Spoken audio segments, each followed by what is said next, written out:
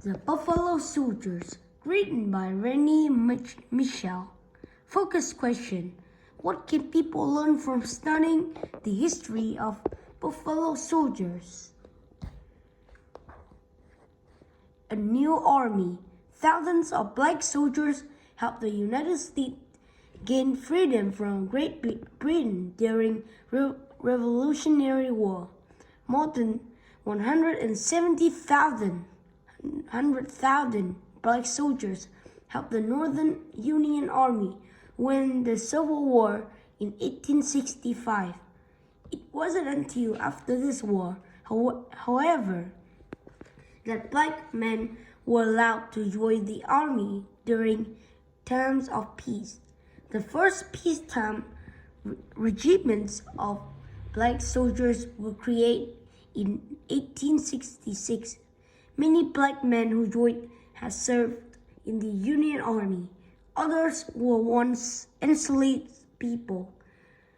The 38th through 41st Infantry Regiment and the 9th and 10th Cavalry Regiments were the first black regiments formed. The infantry was made up of soldiers who fought on foot, while the cavalry were made up of soldiers who rode on horses. Native peoples of the Great Plains gave these men the name Buffalo Soldiers. Joining the army. After the Civil War, white leaders in the South passed new laws that limited the freedom of black people. These racist laws were known as black codes. They required black people to have a job but also limited the kinds of job they were allowed to have. Black people had to sign work contracts for very low pay. If they didn't, they were arrested and forced to work for no pay. In 1864, the army began paying all soldiers the same regardless of race. At most jobs, black workers were paid up much less than white workers. The army was one of the few options black men had to make a fair wage. As soldiers, they also received food, shelter, and a chance to learn how to read and write if they didn't already know how. Black soldiers faced racism in the army, though most white soldiers didn't think black men should be allowed to serve. Some white officers wouldn't even command black regiments.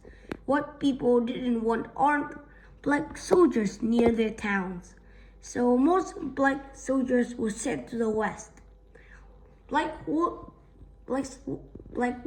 in war. Women weren't allowed to join U.S. Army until 1943. Still, black women have played an important role in every war in American history. Spies like Mary Jane Riches and Harriet Tubman passed along valuable information to the Union Army during Civil War. Tubman also acted as a guide and scout. She went with Union soldiers during raids on platoons in the South, leading hundreds of enslaved people to freedom. Archers Josephine Baker spied on the Nazis during World War II. She passed along information through secret messages written on invisible ink. Black women have contributed to war efforts as spies, guides, nurses, doctors, and soldiers. Out west, in the 18s, the U.S. government wanted to expand the country's western borders. This led to decades of war between army and native peoples. Over time, the government forced more and more native peoples off lands, and they would live on for thousands of years and until reservations. Reservations were small areas of land, usually the poorest farming and hunting lands. The government also encouraged settlers and soldiers to kill thousands of buffalo. They knew buffalo were an important part of native people's diet and a way of life in the plains. Lack of food was common on the reservations. Illness spread quickly through the crowded communities. Many native people resist being forced onto reservations. Black soldiers were sent to the west to fight them. Black soldiers were also sent to protect white settlers. Because the west was so vast, it was hard to enforce laws. As more white settlers arrived, thieves stole cattle and horses. They also robbed banks and stagecoaches that brought important supplies and mail. Black soldiers were sent to protect settlers and stagecoaches from these thieves.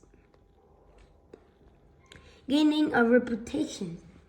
Black soldiers were given the most dangerous duties. They traveled many miles to fight water, build roads, and map lands unexplored by white settlers. They experiment hot summers and freezing cold winters. They were given old horses and poor supplies. They also experiment deadly violence from the white settlers they were sent to protect. Still, the troops did their duties well. They were known to be hardworking and talented. It was the native people they fought, possibly giants, who gave them the name Buffalo Soldiers. Many people believe the soldiers were given the name because they were brave in the battle, like the buffalo. This is no proof to support this, though, and many native leaders today don't agree with this belief. Kathy Williams. Kathy Williams was the only woman known to have served as a Buffalo Soldier. She joined the 38th Infantry Regiment in 1866 because women weren't allowed to serve as soldiers at that time. She disguised herself as a man and went by the name William Cathay. William served for nearly 2 years until she was discharged in 1868 when a doctor discovered during a hospital visit that she was a woman. Later service. Buffalo soldiers served in the West throughout the wars between the Army and Native peoples. As the war in the West came to an end, many black soldiers were sent to fight in the Spanish-American War in 1898. Between 1870 and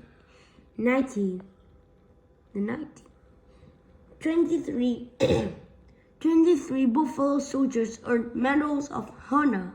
The Medal of Honor is the highest award a U.S. soldier can earn. After the war, many Buffalo soldiers went to California to work as National Park Rangers. They oversaw the building of roads and trails, fought forest fires, and stopped people from hunting animals.